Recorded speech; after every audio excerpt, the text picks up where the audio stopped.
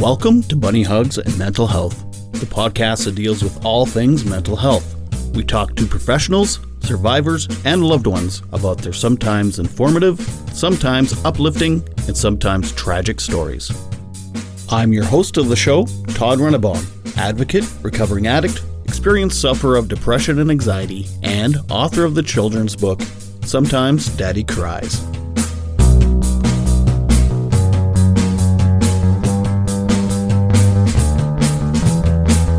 Hello and welcome to another episode of Bunny Hugs and Mental Health here on the Saskatchewan Podcast Network. I am Todd Rennebaum, your host. What a very special day it is, and I'll tell you why. Because this is Bunny Hugs and Mental Health's 50th episode.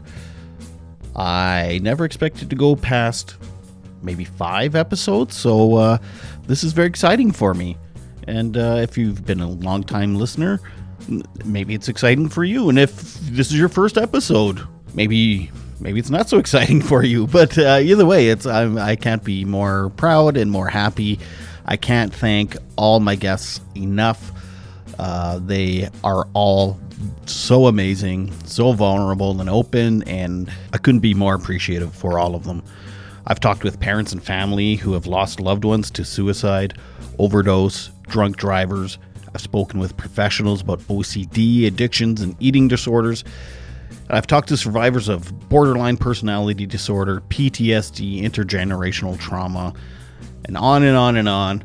And, I've even talked to Robin Williams, the actor's son. So that's pretty amazing. I've spoke to so many incredible people that I just cannot thank them enough for being on, and I cannot thank you guys for listening so much. It's just so appreciative. And I have no plans on stopping, so here's to the next 50. I'm raising a glass. I'm not. I'm just sitting here. Who am I kidding? Speaking of great guests, I will be speaking with Dr. Gand next week. He's a professor at the University of Toronto, chief of psychiatry at Humber River Hospital in Toronto. And he is also going to be speaking with me about MAID, M-A-I-D. I may get this wrong, but it stands for Medical Assistance in Death, or assisted suicide, medically assisted suicides. When you think of medically assisted deaths, you usually think of someone dying of a physical ailment of some type, some sort of disease.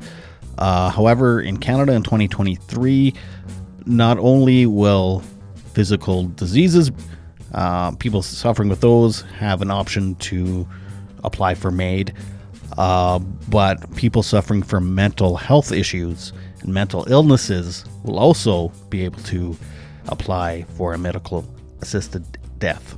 So we're going to get Dr. Gand's take on that all, and it's very, very controversial, and we're going to find out why next week. Hey, seeing that it's the 50th episode, why not, rate and review? You don't even have to hit pause. You can just scroll down, hit 5 stars, leave a little review, boom, done. So that would be much appreciated if you did that. Now, this week's guest, who is also very vulnerable and open and lovely, is a repeat guest. And I thought, why not, for the 50th episode, have a repeat guest, someone I had on exactly a year ago, within a week or so, for Pride Month, Juniper. And last year, she had just come out as trans. And this year, there's been some transitioning happen and some things happen in her life and whatnot. So I caught up with her and to find out how things are going in her life and some of the mental struggles she's had with her relationship and being on hormones and stuff like that. So let's just get to it and listen to what Juniper has to say. So without further ado, I give you Juniper.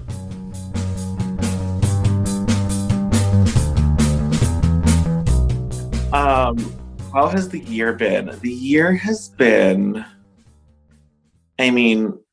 beyond everything else going on in the world right now. I know it's been a year. It's been a lot of stuff that's changed and happened, and things that have kind of adjusted or changed in some way.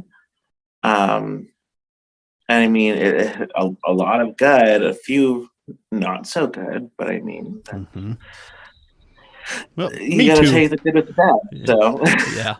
Yeah, I mean, me too. Some good stuff, some bad stuff. yeah. Yeah, but I mean, if it was only good stuff, I don't think it wouldn't feel as good. that's right. Like having a few bad things, like kind of makes it like, okay, you made it through those things. Like, here's what you get from that now. So Mm-hmm. it's been really good. It's been. I mean, it's crazy to believe that it's been a year because I don't feel like it's been that long, but it has been because time goes faster than I ever think it does. So So, yeah, it's pretty good.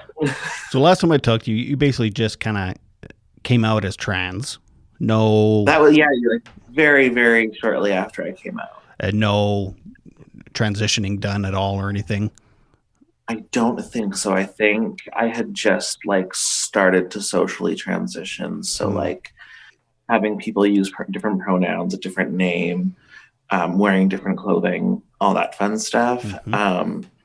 Now I have beyond socially transition started to medically transition with hormones. I'm on 3 different hormones now, which is estrogen, as well as spironolactone, which is an anti-androgen to help block testosterone, and then progesterone, which is like a female secondary sex characteristic hormone, and also an anti-androgen as well. So it helps keep my testosterone super duper low.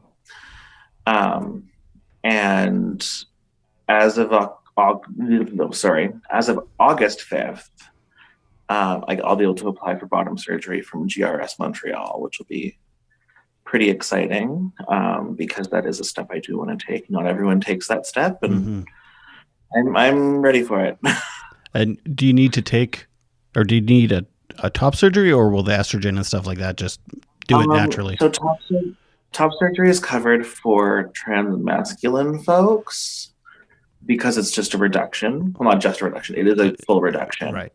Um, for the opposite to happen, to get an augmentation, they don't usually cover it unless there's like minimal growth from hormones, but there's no way that they actually like measure it. Mm-hmm. So I mean, I could apply and they could cover it, but I have a feeling they're not going to cover it. So that's out of my own expenses then. Oh yeah, but the estrogen does help with the top. Oh my gosh, is it ever? Yeah. Estrogen as well as progesterone. So progesterone is kind of like that hormone that um, is kind of that week before a woman's period. I should anyone who menstruates before their that. So it's really interesting because it has a lot of like secondary characteristics that you're not really expecting. Like what? Like it helps a lot with sleep. It helps with breast development. It brings back your sex drive because estrogen literally kills it. Estrogen like halted that to a straight zero. Hmm. As well as I already said breast development, right? Yes. Um, oh, and it's also the anti-androgen, which I said before, which is kind of nice to have kind of 2 medications working towards that. Mm-hmm. Um, and to have something that kind of works in tandem with the estrogen and stuff like that. And it is usually something that they only want you on for like 2 years. Um, but if it helps with other things like sleep and sex drive, I'm kind of like, well, let's just keep that on because that helps with my own mental health stuff. So Mm-hmm. that helps. And it's not a street drug you can just go out and buy.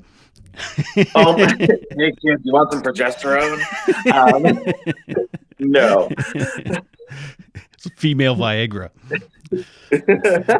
not quite. No, not quite. Um, but it's very much like something that not many people will ever need in their life. Hmm. So it's not going to be some street drug that you're going to be able to. Smoke it. a shady corner and smoke everything. Yeah. That would be really funny though. I'm hooked. Kind I kind of want there to be that whole like underground joke now of like, hey kids, you want some progesterone or you want some testosterone? Because I mean, there is a black market for Oh, I'm hormones, which is sure. Yeah.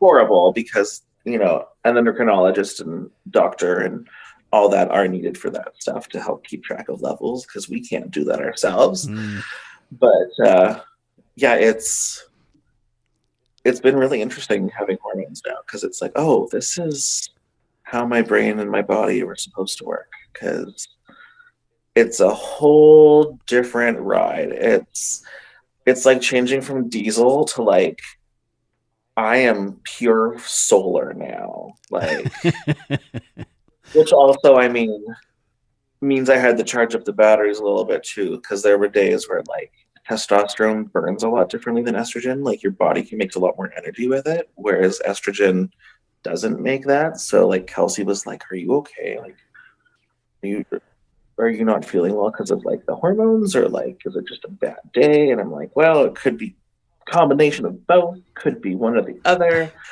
Most times it was me adjusting to like new levels of estrogen and stuff like that. So. hmm.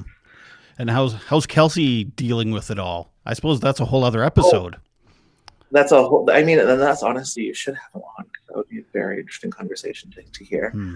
Um, I mean, we're in a really good place. Our communication is very, very like open and kind of brutal honesty. And if anything's bothering either of us, we like say something, and it's uh, it's really, really good. Like Oh, good. he worked through stuff. I don't want to say fairly fast, but like faster than I have. Hmm. There's still tons of stuff that I'm processing myself, and I'm like, oh, I don't think I've worked through that yet. And he's like, oh no, I totally worked through that. I'm like, Hurry up. darn, I'm the slow one this time. Like, um, and I mean, we've moved into our own place after being with his parents for a few months, and having that kind of freedom helps a lot. And yeah, we're in a really good place. Oh, good. So yeah, I mean it's been a lot for him to work through. I mean, that's not easy for anyone to be like, oh hey, by the way, I'm trans, and Hmm. for them to be like, okay, I still love you, I'm still staying with you. Like, there's a lot of stuff he's had to work through as well. So Yeah, yeah. I can imagine if my wife, who I love very much, came to me one day and said, "I want to be your husband now." It would be, but I don't. I'm not attracted to men. I guess that's. But I love you, and I'm attracted to you. But that'd be.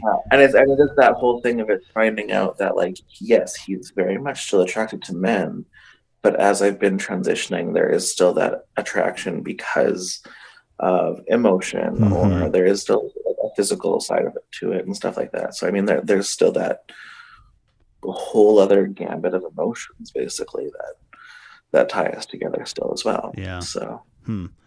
we've both had our own stuff to work through, and I mean, also for myself, being in therapy has helped a lot because there's a lot of stuff to work with in that sense. Hmm. Um, but having kind of that sounding board to go off of and be like, oh, like, I do need to like talk to him about that, or I need to change this about myself to help with our relationship and stuff like that. Hmm. So I start yeah, seeing my new therapist tomorrow. So congratulations. thank you. It's so like nerve wracking, but also like once you found that right person, like oh my gosh, the right therapist makes such a huge difference. Well, this one is like I don't have much of an option. It's like the only one around here kind of thing. So we'll see. Oh, We'll see. I mean, here's hoping they're a fit. Because I mean, yeah, I did start going to therapy in January, which was a whole different ball game than I was expecting. Like I was expecting a lot of the like, let's you know talk about this scenario or let's work through this thing, and a lot of it was kind of me guiding it. So it was kind of like she'd be like, "Hey, like, what do you want to work on today, or what do you want to talk about?" And I'd be like, "Well, like this stuff all happened in the past week or two. Let's go through that." Or I'd be like, "Oh, like it's been a good 2 weeks. Let's like talk about past stuff, or like Childhood trauma. childhood trauma, or self kindness and self love, or um, abandonment issues, because those are a thing." And yeah, I think I've seen my therapist like 5 or 6 times, and it's like we already kind of reached that point where she turned to me the last time and was kind of like, "Where do you want to go from here?" And I was like, I don't know. Like, where is the next step? So I think we're changing to like couples counseling to build that toolkit, because I have my own little toolkit is built up a little more now. So yeah, it's been so good. Was your therapist did she have experience working with trans issues? Yeah. Oh, okay. So Michelle is like versed in anything LGBTQIA plus, like very much like part of our community and in the community and helping the community, as well as, a lot of her work right now is with like families and youth type thing as well. So it's kind of that mix. But yeah, she has, from what I understand, quite a bit of um, Experience? experience and like knowledge to share type thing. So you mentioned via Messenger, I guess. Yeah. That you're also taking like voice, not therapy, but what do you? Yeah, like about voice training therapy. Is it? Yeah, Oh, stuff okay. like that. Yeah. So that's been interesting. It's been so there. I did one through Skipping Stone, which is in Calgary. They did it all online. No, it wasn't through Skipping Stone. Was it through the gender program? It was through some.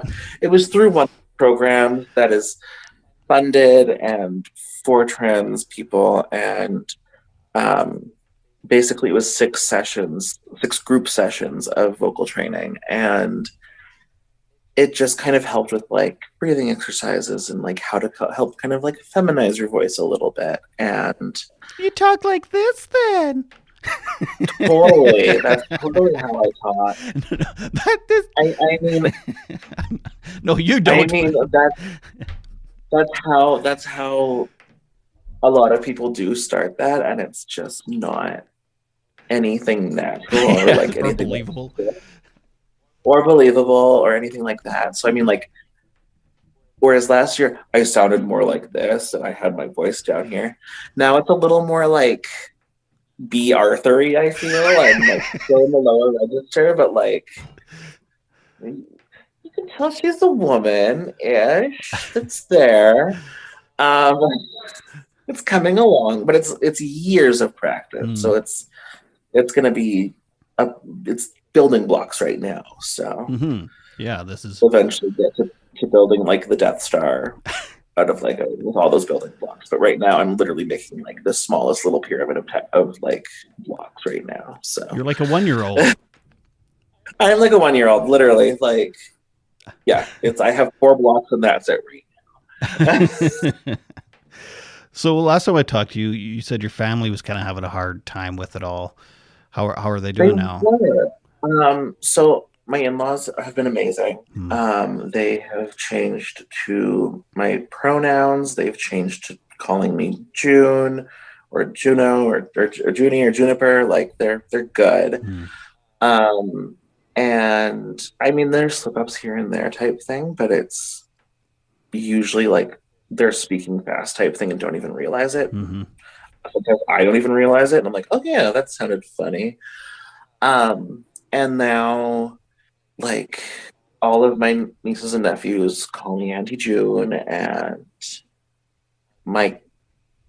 most of my family is there. My parents and kind of my stepsister are kind of still on the outside a little bit. They're at like the border, and they're not sure if they want to come in yet or not. So I think that's their own thing to work through. And I mean, it's also a lot for them to process. So I've given them time, and not unfortunately, oh my God, I fortunately I get to see my family next week. Unfortunately, I have the stress of it also being the first time I'm seeing my family since coming out. But I'm seeing literally all of my maternal side as well as potentially my parents and my stepsister. So it should be interesting.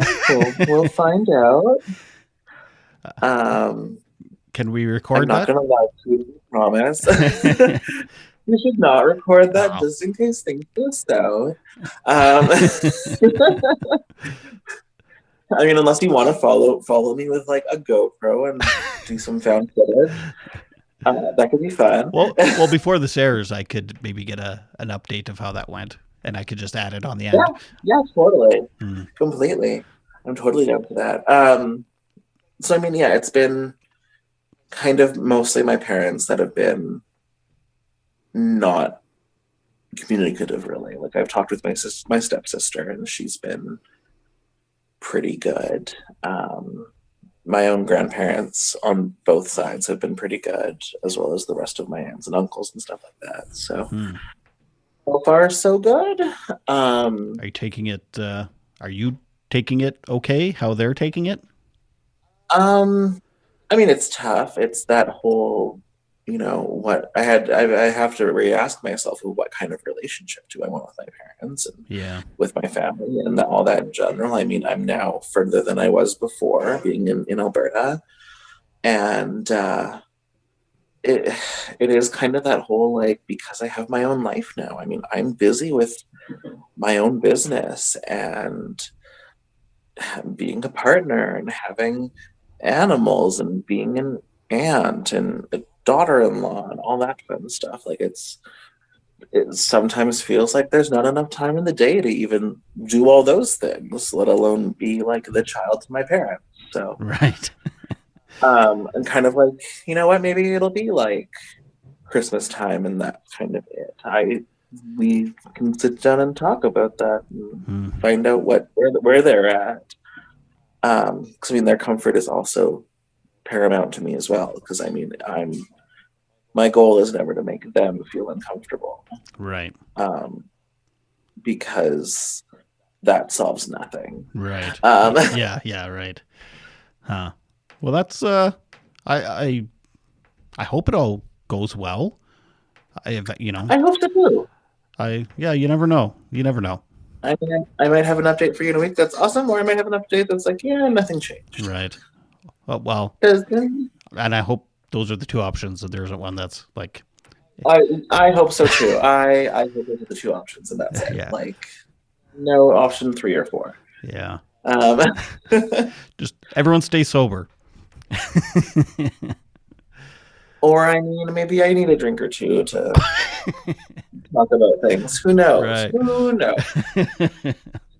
And speaking of your business, what's your clientele feel? How do they feel about it? They've been really, really great. I actually have a lot of clients who come to me now because I'm trans, because they're trans. I have a lot of trans youth coming to me that I adore because, I mean, going through this now as an adult is a lot easier because a lot of doctors will listen to what I have to say. Whereas if you're a kid at 16 or even 12 or younger, sometimes adults don't want to listen to you. So it's kind of that, like, I'm so proud of the kids that I have in my chair that are trans or even just in the LGBTQIA community, and just being that space for them. And I mean, yeah, like I have maybe a handful of clients that it's kind of that don't ask, don't tell. Like, I'm not going to talk to them about my stuff. They're going to talk about whatever they want to for that time. that's fine as long as they're not disrespecting me. Mm-hmm. Um, but I mean, yeah, mostly my clientele has been really, really amazing about it, and my coworkers have been amazing about it. Good. It's kind of helped expand it a little bit. I feel It's just a gimmick. totally. I'm just doing this to build my business. Totally. No. Um, Are you getting trans boys and girls? yeah. Yeah. As well as non-binary. Mm. I actually have a handful of non-binary folks coming in.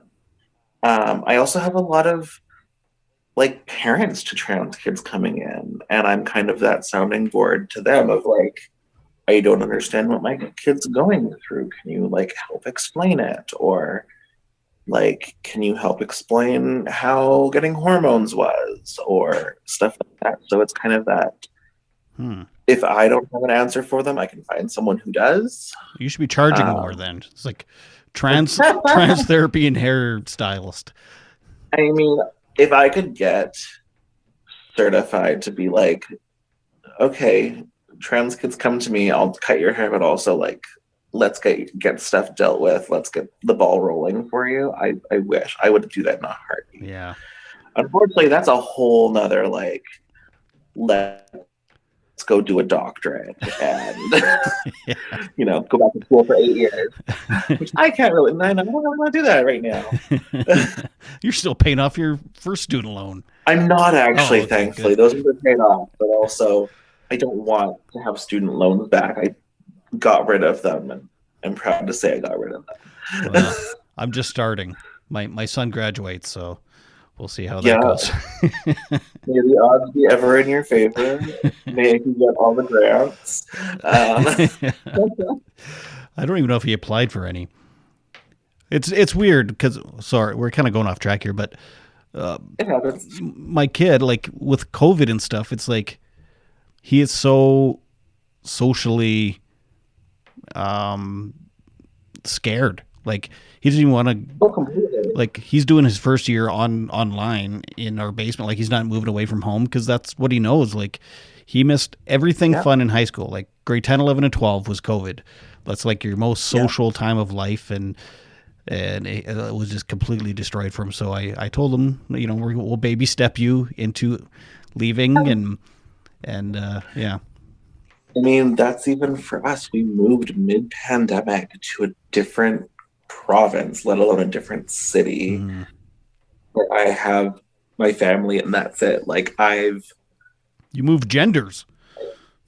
I moved. I trans my gender and everything, and like even building a business, I'm amazed that I haven't gone under type thing, because that's right. I've seen so many other people fold, so that's terrifying. But I mean, being out here and not having any support groups or like I mean, beyond support groups, but also like being able to go to drag shows all the time or stuff like that, like go and be part of the community. Right. It's totally different. I mean, it's opening up now. I mean, drag shows have been happening for a little bit, but it's also whether or not people feel safe too. So no more virtual drag shows. I don't think anyone's doing virtual anymore. I think it is now. You have to, Was there virtual? Get your butt down to the bar. Oh, it was completely. I mean, for the first. How do you tip? Well, I guess you can do that digitally. I mean, you can do that digitally. I think they put like the Venmo or Cash App or whatever people used, like with their performance, so you could tip and stuff like that. Yeah, that makes sense. A lot of them you could pre-record. So like, I had friends that did shows for like in Vancouver, but also like in Edmonton, so they were able to perform all in the same night, but only have to do like one day of recording and like do all their outfit swaps or their song swaps or whatever, and be able to kind of get a few gigs out of it that way and stuff like that. So it's. Have you experienced any negatives, any kind of like hate speech or any not really. Not hate speech, I mean, like intolerance? I've been misgendered by clients, but I feel like that's accidental. Because I mean, earlier on in my transition, I was still very like masculine presenting. I still, had some facial hair, stuff like that. So it's confusing for people when they see someone who's like kind of not quite performing their gender the way that we're used to seeing it in society and stuff like that. So I mean, it it's more smaller microaggressions rather than an outright like hate speech of like we're gonna kill you or stuff like that. Mm-hmm. But I mean, there's been a huge change in me of like realizing that my masculine privilege is gone. It is really interesting to me, like feeling kind like being aware of people around me when I'm out walking the dog or stuff like that. Like there's kind of that higher alert of like, okay, like just be aware of who's around you. Whereas before it was like, oh, I don't care. Like, Interesting. So it's, yeah, that loss of kind of like masculine or male privilege type thing is very interesting. Yeah, it is. I never thought of that. And neither had I. I was like, oh no, it's fine. They'll carry over a little bit. And it's like, no, you once you get past the storm, like it does not carry over. So you do feel a little more vulnerable in public. A little more vulnerable. I mean, especially as a trans woman, I feel very vulnerable. Of like, I can get jumped by. And like I can go for coffee with a friend, and if we say the wrong thing, we could get jumped. Or like poor trans women who are dating is a whole different thing. Of you could be meeting someone for coffee, but you could also be like getting jumped again, or worse, like kidnapped or what have you. Like people can be horrible. Thankfully, they haven't been thus far. So right. Keep your bubble small. Well, unfortunately, my bubble wants to be a lot bigger than it. Only as much energy as I can put out there right now. So over the last year, what do you think was the toughest mentally? The relationship, or like was hormones? I can't even imagine what. I mean, mentally, the hardest thing was probably just being kind to myself through everything of like when I started hormones, or even the process of starting hormones, of just kind of being gentle with myself of like, hey, like, cut yourself some slack. It's gonna be okay. This is an adjustment period. Like, it's all gonna kind of build upon each other, but not beating myself up of, oh, I didn't start at this time, or I didn't, get onto this on the right schedule, or what have you. And being kind to myself sorry, my cats are having a heyday on the door, apparently. How are the cats taking it? Oh, they've been amazing. They're supportive, lazy as ever. It is actually interesting having noticed kind of like a difference now, because I'm like much more feminine and kind of leaning into that like kind of maternal feeling a little bit. They kind of are drawn to that a little bit. Like our dog treats me a little bit different, where she kind of used to view me as like an equal. Now she's like, oh no, you're the mom. You need to like take care of me and give me the food. It's all down to food for all three of them, really. So, something else I never thought of. That's yeah.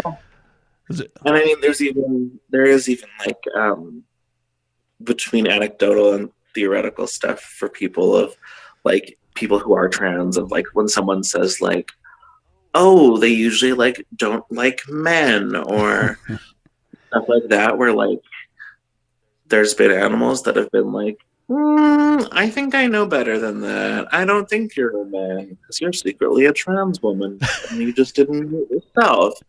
That kind of making sense a little bit. So I feel they even know stuff before we know stuff like that. So you should have had a sat down, had a talk with your animals 2 years ago or My whatever. animals is like, hey, listen. It's funny when I asked you about the most difficult thing. I never even, I mean, but it makes total sense now. I didn't even think of the internalizing everything. I expected like Yeah. some other, like the relationship or some, some concrete And I mean, outside there's thing. part of everything that was hard, but like the hardest thing was definitely me being my own worst enemy. Mm-hmm. Of like, I'm not developing this fast enough, or I'm not passing, or I'm not, there's so many things that I couldn't do at the time I wanted or when I wanted or whatever. Mm. And just kind of realizing like this is all on my own timeline. This doesn't have to be on anyone else's timeline. Right. So, Yeah. It's a relay, not a sprint. Exactly. Well, it's a marathon. Marathon. It's a marathon. Right. Yeah. It's a long run. Like I said, you're 1 year old. Hi, everyone. Just a quick break here to tell you about a couple wonderful podcasts that I think you might like. If you enjoy mental health podcasts, which I assume you do because you're listening to this one, then I think you should listen to the Rainy Days podcast. That's with host Jason, and he was even a guest on my show here not too long ago. Jason aims to discuss and explore mental health unapologetically through shared living experiences and projects centered around mental health and well-being. Jason's a great guy. He's got great guests. He talks all about all types of things mental health, and he's from the UK, so he talks real fancy like, so I think you'll like that. That's the Rainy Days podcast. Another amazing podcast is a Sober Story podcast with your host, Emily. She is also an amazing host, and she also has amazing guests. There's a powerful story behind each person's journey to sobriety. Join us each week to hear the stories of people from all different walks of life as they share how they became sober. And I'm telling you right now, as someone who's been sober almost 6 years, it's true. I have yet to meet someone who does not have an interesting story about how they got sober. So, the Rainy Days podcast and a Sober Story podcast. Check those out and rate and review them. Yeah, I'm 1 year old. I got many more years to go. So, Are you still considered a baby trans? I mean, is that a term, or did I just make that up? It is. A lot of like, so I mean, like on Reddit or like any online stuff like that, baby trans is kind of like usually your first like 0 to 6 months type thing, and they always call like just before that is called your egg. So it's kind of like when you're realizing like, oh, I might be trans. You're kind of that's your egg stage. And I mean, looking back, realizing I was an egg for a very, very, very long time, that was just like, oh no, it's fine. I can deal with this later. Small little crack forming and being like, oh no, I do need to deal with this now. Crap. So you're a toddler.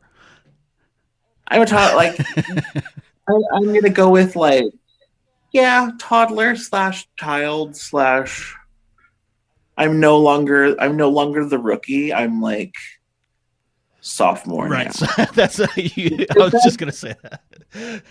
Like, I'm a sophomore. I know what I'm doing to a degree. Only a degree though, because Yeah, you got a lot of new stuff yet coming, I'm sure. Well, yeah, the whole bottom surgery, and I mean, I'm still in the process of changing my name legally and all that fun stuff, because that's not easy in the league. I wonder how many trans people just don't even bother. A lot of trans people unfortunately don't, because it is such a hard thing. Like they do make it an ordeal to get through, unfortunately. But I mean, even for people who change their last name, it can be an ordeal for them. Yeah, I was just thinking that. Is it like when my wife got married? Was it that big of a pain in the ass? I mean, probably. A lot of it is like when you get married, you have your marriage certificate, and that's what they can use as evidence. For me, right. It's getting the evidence that I'm trans, and I have to basically like get a letter from the court saying like, hey, this person was previously known as X, now they're known as Y. Like, let them change their name in your systems. Hell, I'll just stay a guy. It's not worth it. No, it's not worth it. It's so, and I mean, especially like there was a point I've reached where like I was home doing the dishes, Kelsey went to go get groceries, and I look over and we have a key dish that usually has like our wallets or like our keys, or it has my sunglasses and stuff in there too. And I look and I'm like, oh, there's a wallet in there. And I call Kelsey and I'm like, hey, you forgot your wallet. Like, just so you know, like you're probably gonna have to pay with your phone or whatever. And he's like, no, I have my wallet. And I'm like, no, like it's right here. Like I'm looking at it and like that's you. And he's like, no, babe, my wallet's brown.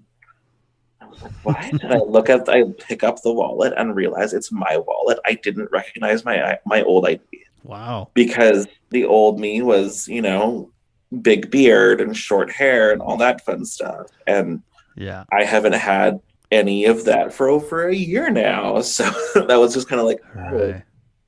oh, my whole like how I view myself has already changed that much.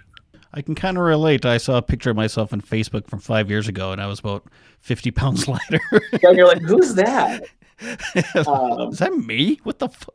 And like even Ew. looking through Facebook photos, it's like, oh yeah, like I remember that happening, but like I don't recognize that as me. But even like Google Photos doesn't even recognize me as my old self. It actually has two different people registered to my face now. Whereas before it was like me and my drag persona. Now all of my pictures are going under my drag persona, and there's like maybe 1 in 30 that go to like my old face, basically. And it's like that's so weird, but also cool, but also makeup does that much to your face, apparently. So, what do you think is maybe the most surprisingly easy part over the last year? Like, was there something you were like, oh God, this is going to be hell? Then it was like, oh, this is. I thought I was pretty going to good. have to advocate for myself a lot more at my doctor. So I see a nurse practitioner, and she's in a smaller town and all that fun stuff. And she's known to be really good with the LGBTQIA 2S plus community. So like we already went to her because having previously been a gay couple, all that fun stuff, we're just going to go. And then I'm actually her first trans patient. And it's been a lot of like her following what her colleagues in BC follow. And also me doing research of my own of like, hey, I've found like a lot of people, once they're 6 months into hormone replacement therapy, start this one, or like this is the recommended dosage. Like, should I be at that dosage as well, or should we work ourselves up to that, or what have you? And she's been really collaborative with that, as well as like my psychiatrist and my endocrinologist and all the ologists. What's that last ologist you said? Endocrinologist. What do they do? So they're the ones who monitor all of the hormones in your body. Oh, okay. That's what I Like thought. the thyroid and all that fun stuff is what they're mostly known for, is like, yeah, your thyroid and like, I think diabetes type thing is when you'd really be seeing them. And yeah, they've all been very like, when I say something, they've like understood it and taken that into consideration and stuff like that. They've also brought back their own thing of like, oh, hey, did you ever think of like changing from estrogen pills to estrogen patches, because it makes it go from like a small influx every day to like a really steady influx. And I mean, we did that 2 months ago, and oh my gosh, what a difference that made. So it's more of a consistent more estrogen. of a consistent dosage now. And I mean, it's stuff that like, because they all have very different knowledge between the three of them, that having that collaborative effort is kind of cool. I have a whole medical team behind me, which is kind of interesting. And it's the whole ties of mental health and hormonal health and physical health and everything. So, yeah. Well, I met a young trans male, Yeah. who was from Calgary, and he made it sound like Alberta's like really, really good at They are really, really supporting. good. Like, unfortunately, we also had something at the U of A called the Gender Program, which was this really great collaborative effort between like different doctors and different service providers and stuff like that. And unfortunately, I believe we lost funding for that.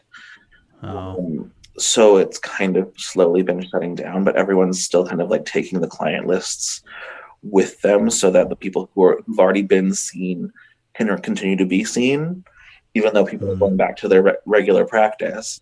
Um, it's really really interesting seeing how much people care basically. Like these are health professionals who realize that this isn't just a walk in the park. This is a lot to go through, and we need Hmm. we need all of those different avenues of between health professionals and personal service professionals and mental health professionals and support groups and everything. Like it's cool, but it's also very unfortunate that it's something that's not nearly as funded as it should be. So, Do you like? Okay, this is kind of maybe a controversial question. uh Uh, I can edit it out if maybe, but oh, um, like like obviously there's a lot more people recognizing themselves as trans lately. yeah, Do you think it's because of acceptance? Do you think it's a trend? Do you think some people are I think getting into it quicker than they should be, and they're I can't imagine it's a whim decision, but no, it to me it's very much that because we've been going through a global pandemic, people have a lot more time to think and to work mm, through stuff and to research things. So they're realizing like, oh, why do I feel like this? And it kind of leads to the next thing, and then you can talk to a health professional about that, and it just kind of opens those doors more often now. And I mean, hmm, it's finally becoming a little bit more widely accepted, at least yeah, in North America and Europe and stuff like that. It's becoming more and more and more. Um, at least, not so much Russia. Well, actually, you know what? I read a thing that in the Middle East, trans like transitioning is actually very popular because you can then just change genders. But if you're gay, yeah, like you'll actually, that whole rabbit hole to go down of it's that it's yeah, it's more accepting. homophobic, but transphobic esque, and Yeah, it's really intriguing to me because it's the whole sociology of it all.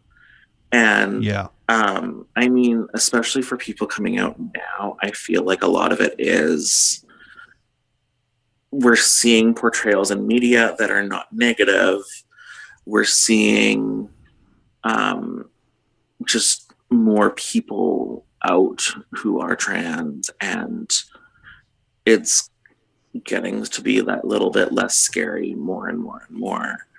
hmm, But it's also people are being way more in tune with themselves because, like, my nieces and nephews have friends who are non binary and friends who are trans and have worked through their own gender and their own sexuality and stuff like that. So it's really, really interesting to me because it's something that, like, me and my peers, it took a lot for us to go through because we were told not to, ever question some of those things and didn't have the verbiage for those things. And now we have the verbiage and we talk about it a little bit more. So it's not that it exists more. It's just that people are actually realizing that that's how they're feeling more.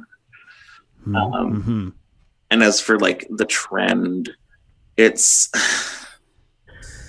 I understand where some people are coming with it, but it's also so tough because I mean it's so to put yourself through that much.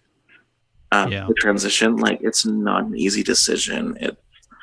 I beat myself up so much beforehand, and now it's like, oh, that now I'm realizing that there were signs earlier, or overcompensation from before, or what have you. And um, yeah, it's nobody is going to do this just to be trendy. It's who's going to put themselves out there to get hurt like that or to receive hate like that. And I mean, it's even of the people I know who have transitioned, not many people regret it. Not many people detransition. It's a very, very low number. And the amount of people I know one person, and that's like one in how many trans people that I know. And it's a lot. I was reading about it because a lot of people think that it's they were just wrong type thing, but a lot of people who detransition also detransition because of family or friends putting pressure on them, or stuff like that. It's not always society where it's not necessarily their decision for that. So and I mean, you can be wrong, right? Like you could say you're one thing and because you actually think you are, then it's like, this doesn't feel right either. No. Maybe I mean, that's totally valid. That's completely valid. And I have friends who have kind of done that where they're like, okay, like I'm trans masculine, but I don't feel like I'm a trans man. I feel like I'm non-binary, leaning towards the masculine. So say they went on to testosterone and they went to a certain degree of masculine that they wanted, and then once they got to that point, they stopped basically. So it's not that they detransition; it's just that they transitioned to that point, and that's kind of where they're happy. Right. Which is really interesting, right? Because it is a destination. It's not necessarily about that journey for them. Right. Right. And I mean, like lots of trans people, trans men and women, they don't fully transition. They don't have the bottom surgery or the top surgery, and so it is a bit of a spectrum too, right? So it's and it's the whole like not every person who's trans needs to be on hormones or needs to have surgery or anything like that. There's a whole like trans medical side of it where it's people who believe that you have to do these things in order to be trans. It's like you don't have to be on hormones to be trans. You don't have to. I was going to ask if there's some in the trans community itself, if there's some kind of, drama. And I mean, I don't know a lot about it because I've kept myself out of that because I don't believe in what they believe, where I think that people can not be on hormones or not, transition medically and still be trans. And it's a lot of it is people's kind of personal opinions on it too, which is kind of interesting. To me, I think it's kind of like they're reflecting their own insecurities or something. You know what I mean? Usually there's a lot of reflections of your own fault at that point. Which is sad, but unfortunately, yeah.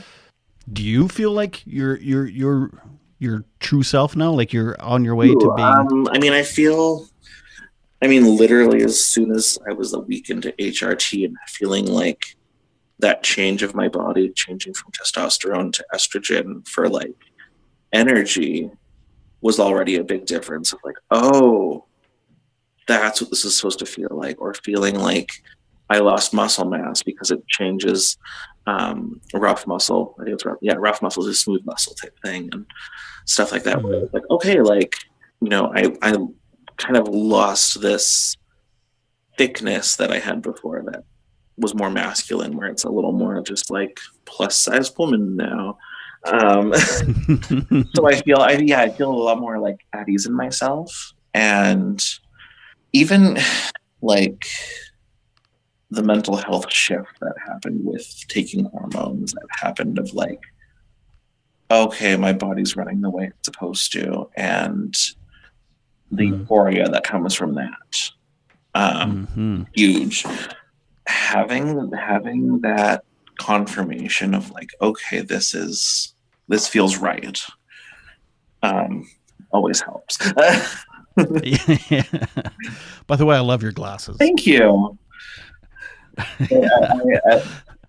It's been a whole journey because I had very feminine glasses beforehand, before even transitioning, and then realizing like, oh yeah, like I can get feminine glasses that I even like feminize my face furthermore, and but it's like a retro feminine. Yeah. I love it. They're the good old classic cat eye and all that fun stuff. So I love them. They were dirt cheap online because that's more expensive. Um, That's where my wife gets hers too. right? Yeah. Ah. Yeah. So no regrets. No, It's been amazing. it's been amazing. I mean, not amazing like It, I mean, it's been hard, but amazing. it's been worth every hardship, and I mean, and it's so much.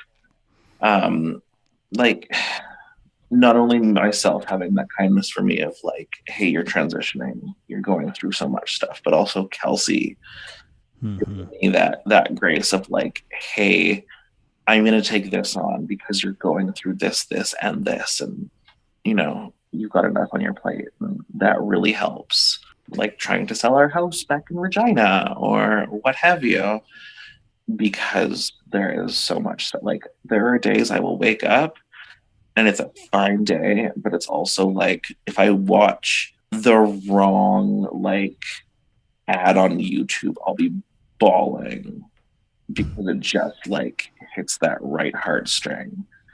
And it's like, come on. You're hormonal. I am hormonal and like, what is this? And it's that whole expansion of emotion of it's not just like 7 feelings anymore. There's 135 feelings, and I don't just get angry. I get frustrated, or I get irritated, or stuff like that. Where it's not just such a broad term for emotion. It's way more direct. Like this is exactly how I feel. Interesting. Yeah. Having those emotions be able to surface and having recognize them and recognizing them is like, oh, so what used to feel like, X, Y, and Z now feels like A, B, C, D, E, F, G. It's like the 50 Shades of Grey of emotions. Kind of. Yes and no. We're going to go with 50, yes, but Shades of Grey not as much. But without the spanking. Yeah. I mean, to each their own. Some people are into that. I will neither confirm nor deny. Well, I gotta say, sorry. Go ahead. I was gonna say I'm extremely proud of you, and I think it's amazing, and I love watching you. I love watching your whole journey on Facebook and stuff. And yeah, I mean, you don't post a whole lot about it. Then you know how Facebook, the algorithm. I don't see everything you're posting all the time, but and I think it's amazing things anymore. Anyways, like it's just kind of that, like, you know what, this time of my life right now can be a little more private, and I can have a little bit more time to myself. And she says on a podcast, shut up.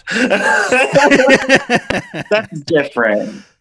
A little more private, like no one has to see into the day-to-day stuff, or like I mean I very much could have dove into that of like, hey, I'm going for like my first laser hair removal appointment, or like, hey, I'm taking my first dose of estrogen, but I just don't have that drive for that. Like there's plenty of people who do have that. Like there's this amazing TikToker named Dylan, and she's amazing. She's been posting like every day of womanhood type thing, and I love it. And oracles for her online, and people have kind of stood up and been like, hey, you can't treat her like that because she's cool. Which I love, because people should be able to do what they want and be happy. A lot stupider shit on TikTok, I can tell you that for sure. Right. Not that that's stupid, but you know what I'm saying. There's a lot of not fun stuff on TikTok. And I mean, there's also a lot of very fun stuff on TikTok where it's like, oh my God. That's true. How did I get to this side? Cool. But like, wow, this algorithm's a little too direct. And I mean, it's crazy to have believed that it's already been a year, but it's also that like, it's been a year. Like, how? I might have to interview in another year. I mean, if you want to do the like Billie Eilish same interview every year thing, I'm down for that. Well, Because I mean, it's going to be a whole other bag of stuff you went through this next year too. Well, it Yeah. depends on the timeline of things. Like, I mean, right now for bottom surgery, I can't apply until August 5th because it has to be a year on hormones. But also, like, there is a BMI cap for it if they want you below 40 BMI, which What's that? Your body mass index. Oh, okay. So for like anesthetic and stuff like that, Right. they want you below a certain body weight because otherwise, if you're above that, things can go wrong, which I understand. But also, like, me at 290 pounds and me at 340 pounds, does that make that much of a difference? And yeah, I mean, the answer medically is yes. But to me, I'm like, I don't think it doesn't feel like that big of a difference. But I mean, that's one thing that's also kind of driving my motivation for bottom surgery now. It's like, hey, you should lose weight for this. Let's do it. I mean, as someone who previously had an eating disorder, don't want to resort back to that because that's not a good place to go down and all that fun stuff. So it's that pressure of like, okay, you want this, but you have to also work for it now too. So win-win. I hope so. I hope it's a win-win. It's just more hard work is all. It's a lot. That's the thing. It's a win-win, but it's also a lot more work than just a win. Yeah. Not an easy win. Easy wins. So yeah, it's different.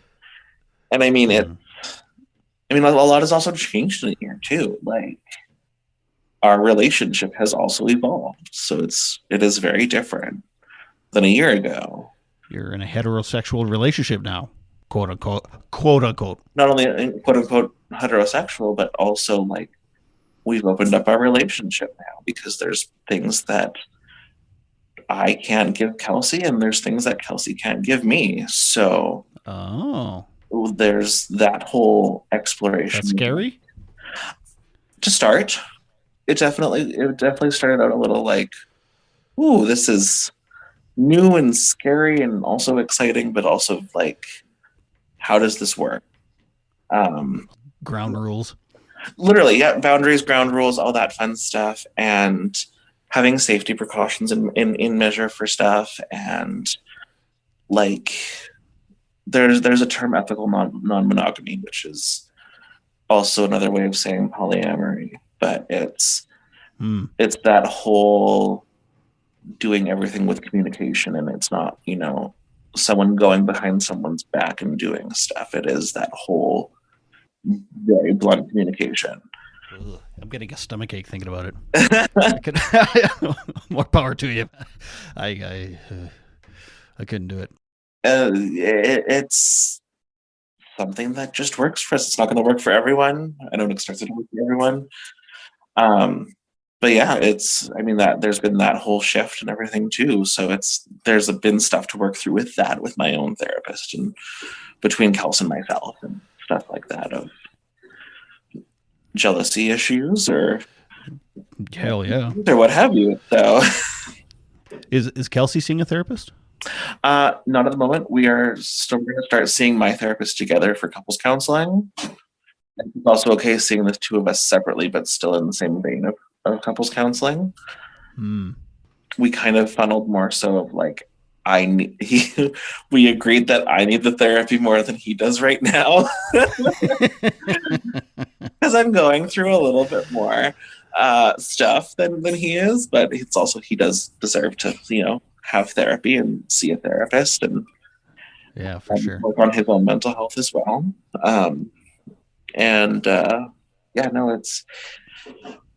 It's one of those things that used to scare the crap out of me, and now having had a therapist for 6 months almost, it's like, how did I ever do this without that? Like, that was silly.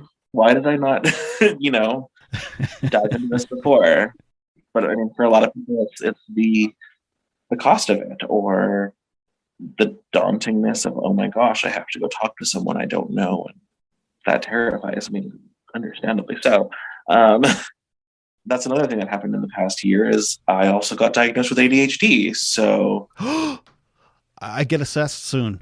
Do you? So the thing is, Yeah. I didn't have to get assessed at all. They literally gave me a self-report scale, and I'd filled that out, and they were like, "Oh, you're all in like the extreme. Yeah, these are signs of ADHD. We're not sending you to go get tested because that's just a waste of money at that point. Like, Right. you already have Yeah, it's like $1,800 here, but I get funding through the government because, crazy. yeah. That's But yeah, ridiculous. I wouldn't do it if I applied for funding Yeah. and I got it. So if I hadn't gotten it, I just wouldn't bother. But I have friends that have just been recently diagnosed, like adults, and they said the meds were like fucking life changing. Completely life changing. Yeah. I had one friend cry. Like they're like, it's like, holy shit, this is what life is actually supposed to be like. Like, yes. Yeah. Well, and then that's, I mean, I'm at the point right now where my meds are wearing off for the day. So I get like a 20-minute, like, I want to go nap. But then after that, I just return to like squirreliness. But through the entire day, I can focus and I can like do things, and I'm building skills because that grocery list is still an etch a sketch. It's not a paper list yet, but it's getting there. Yeah.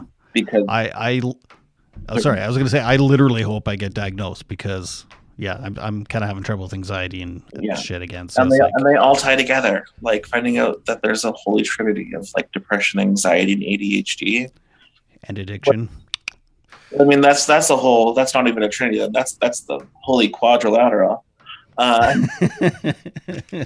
And like, yeah, finding out that like each of them feeds into the next and stuff like that, and realizing that like my brain doesn't work the same as everyone else's. Being neurodivergent is also okay. And yeah, it's been very, very, very interesting the past year of everything that's kind of changed medically between, you know, anything mental health related and anything hormone related, and every aspect of that changing type thing. So it's been fun. It's been a lot of fun. It's also really it hasn't been a boring year. No. And it's also really fun when like you're running out of medication and the pharmacy can't give you any because it's a class 2 controlled substance, and that's not doable, but you can't see your doctor until Tuesday. So is that the hormone? No, that was with Vyvanse, my ADHD medication. I was supposed to see my doctor one week, and I missed when I was supposed to go for blood work because I thought it took 3 days to go through. Turns out, no, blood work is done like literally the same night that you go for it here, apparently. And so I had to reschedule that appointment, and that was for like 2 or 3 weeks later. And I thought I had enough medication to last till then, but I didn't. I only had enough to get to the end of that week, and I ran out that Saturday. So that Saturday, I'm phoning like walk-in clinics and 811 and like the emergency room of like, hey, how do I do this? Because my doctor's only ever in Tuesday, Thursday, Fridays. So how can we fix this type? And the options were literally go to the ER and wait 12 hours for them to fill it because it's low priority, or just suffer at home. And I'm like, you know what? I will suffer at home because I'm going to be going through withdrawal anyways. I might as well do it in the comfort of my home.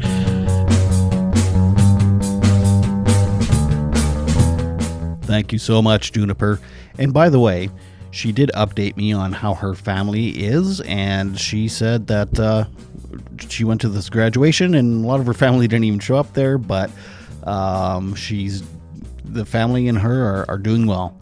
And I didn't get a whole lot of details, but she said that, you know, her and her family are doing well, so that's good. So once again, thank you so much, Juniper. You are the first return